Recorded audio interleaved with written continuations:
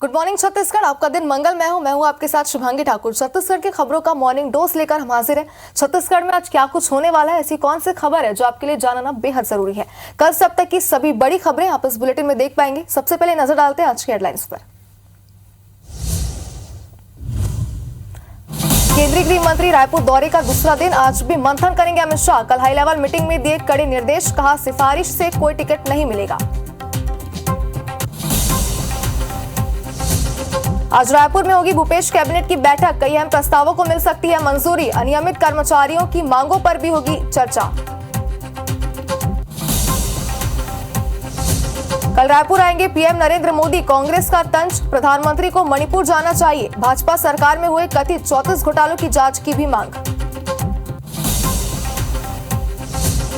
Youth Congress नेता पर हमले के 2 और आरोपी अरेस्ट, 6 आरोपियों की पहले से हो चुकी है गिरफ्तारी। 2 जून को विश्वजीत अनंत पर हुआ था हमला।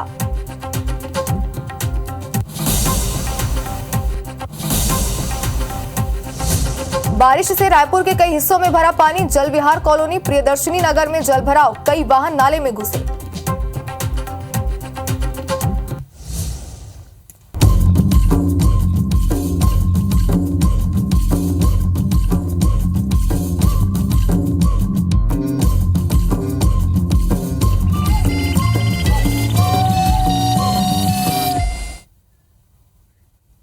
चलिए आपको बताते हैं छत्तीसगढ़ में आज किन खबरों पर दिन भर हमारी नजर बनी रहेगी।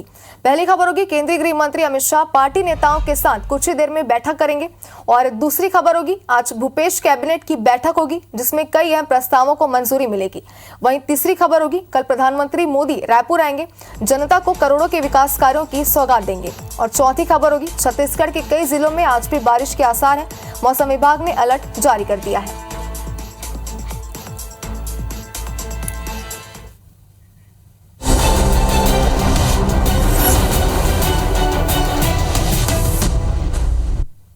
चलिए बुलेटिन की शुरुआत करते हैं अमित शाह के दौरे के साथ। रायपुर दौरे पर केंद्रीय गृह मंत्री अमित शाह हैं। कल रात बीजेपी के वरिष्ठ नेताओं के साथ उन्होंने बैठक की है।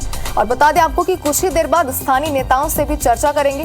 बैठक में अमित शाह और शाह ने कई निर्देश जो है बैठक में दिए हैं। सारे नेता सिर्फ 2023 पर फोकस करें, संगठन का काम चुनाव जीतना होता है। स्थानीय नेता तय करें कि सरकार बनानी है कि नहीं, सिफारिश से कोई टिकट नहीं मिलेगा, लड़ोगे तो जीतोगे, जीतोगे तभी आगे बढ़ोगे। बीजेपी दुनिया की सबसे बड़ी पार्टी है, जमीन पर उतरकर कार्यकर्ताओं की नाराजगी दूर करो। आगे उन्होंने कहा कि खुद को बड़ा नेता मानकर डिस्कनेक्ट ना हो, जिसको जो जिम्मेदारी मिले उसे वो पूरा करे। उन्होंने आगे कहा कि छत्तीसगढ़ को अटल जी ने बनाया है, ये बीजेपी का प्रदेश है, एकजुट होकर लड़ने का मौका है। कांग्रेस की पिच ना खेलें, जमीनी मुद्दों पर घेरें।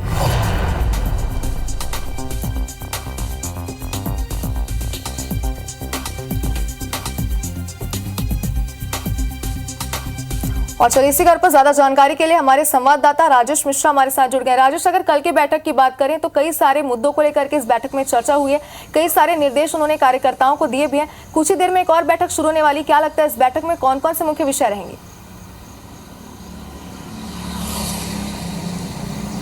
देखिए, अगर हम बात करें तो केंद्रीय गृह मंत्री अमित शाह केवल और केवल इसलिए आए हैं कि किस तरह से 2023 का चुनाव भारतीय जनता पार्टी जीते और उसके लिए क्या कुछ किया जा सकता है। सीधा सीधा उन्होंने मैसेज दिया है कि जिस तरह से पार्टी के लोग बिखरे हुए हैं, बड़े नेता अपने आप को बड़ा मान रहे हैं, वो सब छोड़े और ये कोशिश करें स्थानीय नेता ठाने और इस कोशिश में लगे कि किस तरह से 2023 का चुनाव जीतना है। और इसी को ध्यान में रखते हुए संगठन में किस तरह से तालमेल बनाया जाए, जनप्रतिनिधियों संगठन के बीच किस तरह से तालमेल बनाया जाए, बड़े कार्यकर्ता छोटे कार्यकर्ताओं को लेकर किस तरह से काम करें, जो जिम्मेदारी हाईकमान द्वारा दी जाती है उस जिम्मेदारी को किस तरह से सबसे मिलकर उसका पालन करें। इन तमाम मुद्दों को लेकर कल चर्चा हुई थी। कल प्रमुख नेता मौजूद थे उस बैठक पर। लगभग 8 बजे से बैठक शुरू हुई और रात में 11 बजे तक ये बैठक चली और अब कुछ देर बाद ही फिर से अमित शाह जो हैं वो पार्टी के कुछ नेताओं के साथ बैठक यहाँ पर करने वाले हैं। कोर ग्रुप की बैठक होने वाली है और इसके अलावा ये भी पता चला है कि संभाग के प्रभारी और सह प्रभारी को भी बुलाया गया, उनसे भी वो चर्चा कर सकते हैं। आज पंडित श्यामा प्रसाद मुखर्जी की जयंती भी है,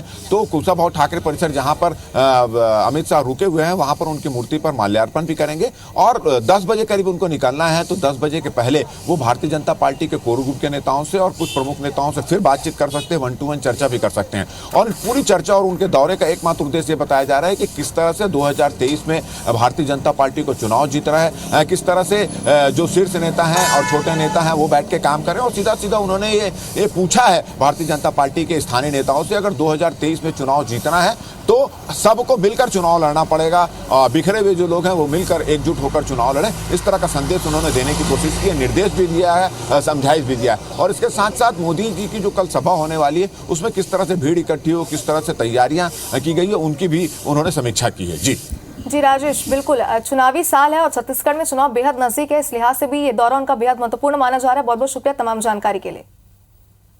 और चलिए इसी के साथ ही आगे बढ़ते हैं। कल पीएम मोदी छत्तीसगढ़ आ रहे हैं। बता दें आपको कि रायपुर पहुंचने के बाद पीएम मोदी साइंस कॉलेज मैदान में आम सभा को संबोधित करेंगे और इसी के साथ ही जनता को करोड़ों के विकास कार्यों की सौगात भी देंगे। आपको बता दें कि उनके दौरे को लेकर ट्रैफिक रूट तय हो गया। तय रूट के मुताबिक बीजेपी कार्यकर्ता और लोग प्रदेश के 4 रूट से रायपुर आएंगे।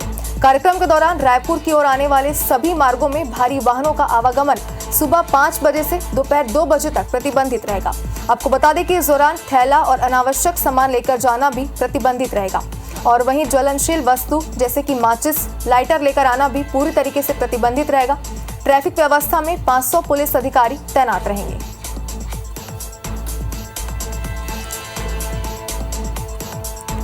तो बता दें आपको तैयारियां जो है वो लगभग पूरी हो चुकी है।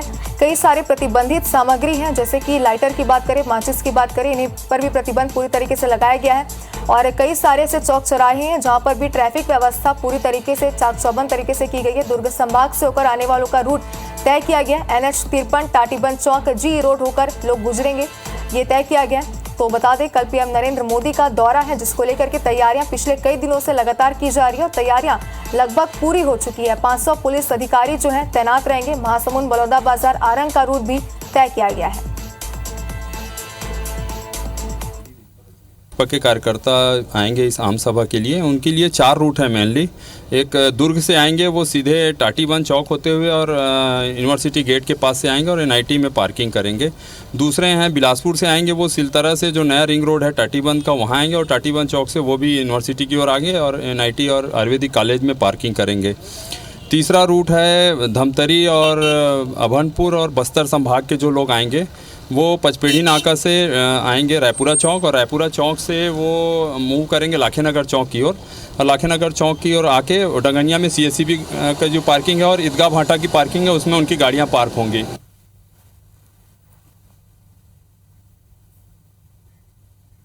सरगुजा जिले के सीतापुर दौरे पर पहुंचे खाद्य मंत्री अमरजीत भगत ने मोदी सरकार पर जमकर हमला बोला। उन्होंने कहा कि एक तरफ जहां मणिपुर जल रहा है तो वहीं दूसरी ओर मोदी जी मणिपुर जाना छोड़ केवल दूसरी जगहों का दौरा करते हुए नजर आ रहे हैं। उनको जहां जाना चाहिए वो वहां नहीं जा रहे हैं। उनको ये लगता है कि मणिपुर उनके देश में है ही नहीं।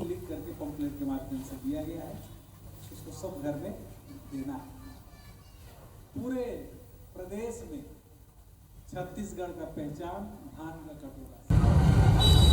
मोदी जी का दौरा इस समय ज़रूरत है मणिपुर और इधर उधर जाने के लिए उनके पास समय है, लेकिन मणिपुर के बारे वहाँ जाने के लिए ना समय है ना उनके बारे में है। लगता है वो इनके क्षेत्र में नहीं आता है या वहाँ की जवाबदारी इनके पास नहीं है। प्रधानमंत्री नरेंद्र मोदी के आगमन से पहले कांग्रेस ने भाजपा शासन में हुए 34 घोटालों की जांच की मांग पीएम मोदी से की है। इसके जवाब में भाजपा ने छत्तीसगढ़ की कांग्रेस सरकार पर केंद्र के फंड के दुरुपयोग का आरोप लगाया। CBI जांच की मांग केंद्रीय मंत्री अमित शाह से की है। अजय चंद्राकर ने तंज कसते हुए कहा कि सत्ताधारी आरोप नहीं लगाते, जांच करवाते हैं। भाजपा की सरकार आएगी तो कांग्रेस के सारे घोटालों की जांच होगी। चंद्राकर ने दावा करते हुए कहा कि जांच के बाद कांग्रेस की पूरी कैबिनेट जेल में होगी। अजय चंद्राकर के बयान पर सुशील आनंद शुक्ला ने कहा कि अजय चंद्राकर भी 15 साल की लूट में शामिल है और अली बाबा 40 चोर का हिस्सा है।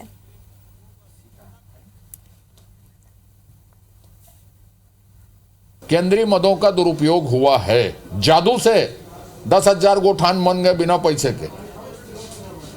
25,000 करोड़ रुपए होते हैं।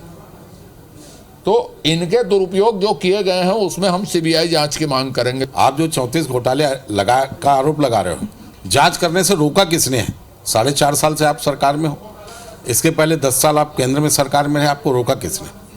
तो खाली ये राजनीतिक ड्रामेबाजी है भूपेश बघेल सरकार के। हमने भारतीय जनता पार्टी की पूर्ववर्ती दमन सरकार के ऊपर 1 लाख करोड़ के भ्रष्टाचार के प्रमाणिक आरोप लगाए हैं। क्यों डर रहे हैं?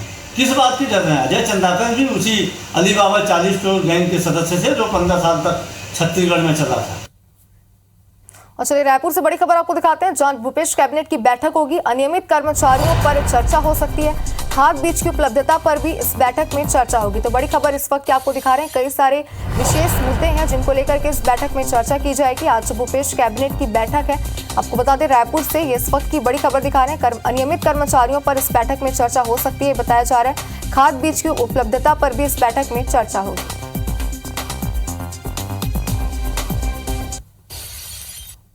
बता दें कि कई सारे ऐसे मुद्दे हैं जिनको लेकर के इस बैठक में चर्चा की जाएगी।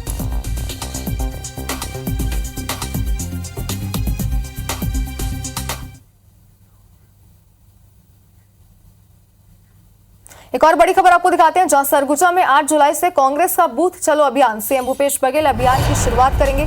लखनपुर ब्लॉक में सीएम भूपेश बघेल का कार्यक्रम तय किया गया। छत्तीसगढ़ महतारी की मूर्ति का लोकार्पण करेंगे, मेडिकल कॉलेज का भी लोकार्पण करेंगे। कांग्रेस ने बैठक को लेकर तैयारी की है। तो बड़ी खबर इस वक्त आपको दिखा रहे हैं, सीएम भूपेश बघेल इस अभियान की शुरुआत करेंगे।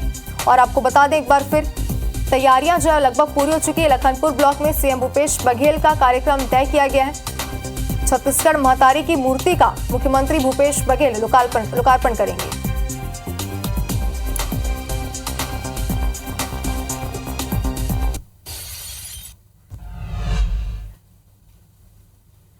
मुख्यमंत्री भूपेश बघेल ने नगरीय प्रशासन विभाग की समीक्षा बैठक की। इस दौरान नवा रायपुर में देश का सबसे बड़ा थोक बाजार विकसित करने की बात कही गई है।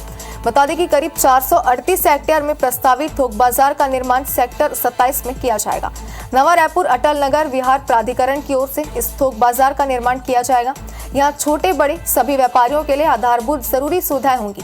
मुख्यमंत्री भूपेश बघेल ने एनआरडीए के अधिकारियों से कहा है कि इस थोक बाजार की कार्य योजना को इस तरह से अमली जामा पहनाए ताकि देश का यह सबसे बड़ा थोक बाजार छोटे बड़े सभी व्यापारियों की जरूरत पूरा कर सके।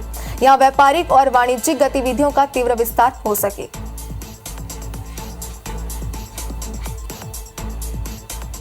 छत्तीसगढ़ में स्वास्थ्य कर्मचारियों की बेमियादी हड़ताल तीसरे दिन भी जारी है। सरकारी अस्पतालों में काम करने वाले ज्यादातर नर्सिंग, पैरामेडिकल टेक्नीशियन से लेकर संविदा और डेली बेस पे काम करने वाले कर्मचारी हड़ताल पर हैं।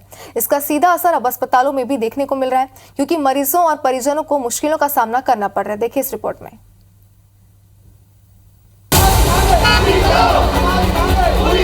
छत्तीसगढ़ स्वास्थ्य कर्मचारी संघ 24 सूत्रीय मांगों को लेकर 4 जुलाई से हड़ताल पर है।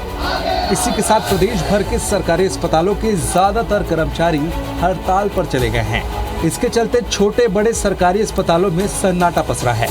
सबसे ज्यादा मुश्किल इलाज के लिए आने वाले मरीज और उनके परिजनों को उठानी पड़ रही है, क्योंकि अस्पताल के लगभग हर विभाग के ही कर्मचारी हड़ताल पर हैं। दूर दराज के इलाके तो छोड़िए, राजधानी रायपुर के ही प्राथमिक से लेकर सामुदायिक स्वास्थ्य केंद्र, डीकेएस अस्पताल, मेकाहारा और जिला अस्पताल तक में मरीज इलाज के लिए भटक रहे हैं। नए मरीज की भर्ती अघोषित तौर पर रोक दी गई है। पहले से भर्ती मरीजों को किसी तरह संभाला जा रहा है। हालात ये हैं कि अब अस्पताल में किसी की मौत भी हो रही है तो परिजन हड़ताल पर ठिकरा फोड़ रहे हैं। लाए पापा को तो ठीक थे, पापा सांस चल रहा था उनका, चेकअप वेकअप कुछ नहीं किए। फिर थोड़ी देर बाद मेरे को बुलाए तो बोले कि आपके पापा छोड़ के चले गए आपको। हालांकि हड़ताली कर्मचारी इसके लिए सीधे तौर पर सरकार को जिम्मेदार ठहरा रहे हैं। अस्पतालों के गेट पर हड़ताल के चलते होने वाली असुविधा के लिए क्षमा मांगता पोस्टर लगा है, लेकिन कर्मचारी नेता कहते हैं कई बार अल्टीमेटम के बाद भी सरकार नहीं जागी, इसलिए उन्हें हड़ताल पर जाना पड़ा। वहीं स्वास्थ्य विभाग वैकल्पिक व्यवस्थाओं का दावा कर रहा है। हम लोग प्रयास कर रहे हैं कि हड़ताल जल्दी समाप्त हो और हमारी मांगें पूरी हो। हम लोग माननीय स्वास्थ्य मंत्री, माननीय मुख्यमंत्री से मिलने का प्रयास कर रहे हैं। हम लोग भी नहीं चाहते कि आंदोलन लंबा चले और आम जनता को परेशानी हो। हड़ताल के दूसरे दिन चिकित्सा शिक्षा विभाग भी जागा है। विभाग के सचिव ने अधिकारियों से हालात से निपटने के लिए तैयार रहने को कहा है। हालांकि अब तक ये संकेत नहीं मिले कि विभाग हड़ताली कर्मचारियों से बातचीत करेगा ये उन पर सख्ती होगी। राजेश राज, IBC 24। बिलासपुर से बड़ी खबर दिखाते हैं इस वक्त की, जहां किसान से 11 लाख की ठगी का मामला सामने आया। मुनाफा कमाने का झांसा दिया गया, फर्जी कंपनी में निवेश कराया गया पैसा। और बता दें, आरोपी के खिलाफ केस दर्ज कर लिया गया है। रतनपुर थाना क्षेत्र का ये पूरा मामला है। तो इस वक्त की बड़ी खबर आपको दिखा रहे हैं, जहां पर किसान से ठगी का मामला सामने आया है। फर्जी कंपनी में निवेश कराया गया पैसा और इस वारदात को अंजाम दिया गया है। तो बिलासपुर से इस वक्त की बड़ी खबर, आरोपी के खिलाफ केस दर्ज कर लिया गया, आगे की कार्रवाई की जा रही है।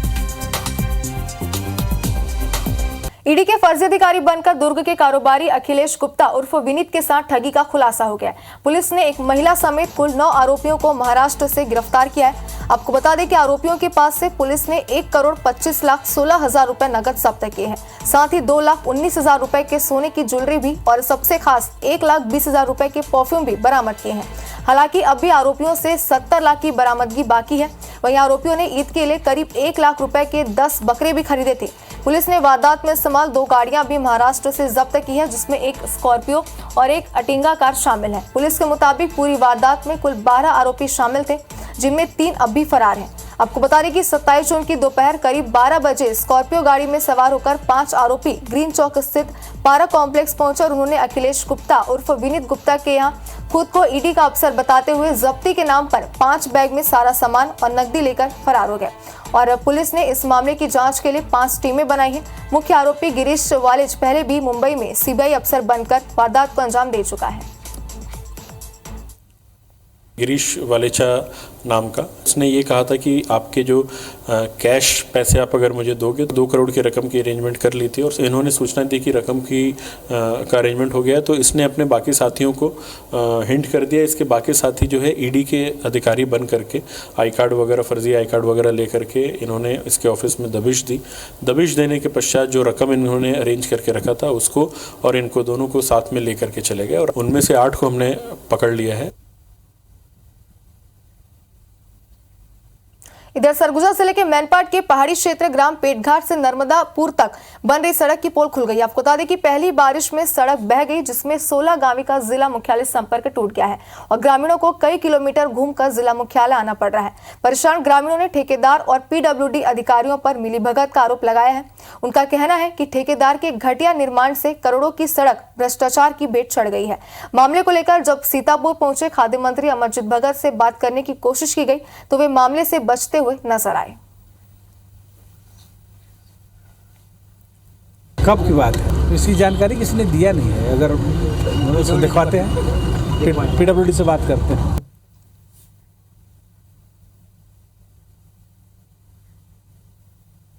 अंबिकापुर में बॉक्साइट खनन के लिए खोदे गए गड्ढे जानलेवा साबित हो रहे हैं। आपको बता दें कि मैनपाट के केसरा में बाल्को कंपनी ने बॉक्साइट खनन के लिए गड्ढा खोदा था, जिसमें बारिश की वजह से पानी भर गया। गड्ढे में नहाने के दौरान 12 साल की बच्ची सच्ची यादव गहरे पानी में डूब गई, जिससे उसकी मौत हो गई। जिसके बाद मासूम के परिजनों का रो रो कर बुरा हाल है। वहीं मौके पर पहुंची पुलिस ने शव को कब्जे में लेकर पोस्टमार्टम के लिए भेज दिया है। 12 वर्षीय सची यादव और डॉटर ऑफ कैलाश यादव जो केसरा की निवासी थी, नहाने के दौरान एक वाटर बॉडी में डूबने से मृत्यु हो गई है, जिस पर थाना कमलेश्वरपुर में मर्ग कायम कर विधिवत जांच की जा रही है और जांच पे जो तथ्य आएंगे उसके अनुसार फिर अग्रिम कार्रवाई सुनिश्चित की जाएगी। और इसी के साथ इस बुलेटिन में इतना ही, लेकिन लगातार खबरों से अपडेट रहने के लिए आप देखते रहिए IBC 24। नमस्कार।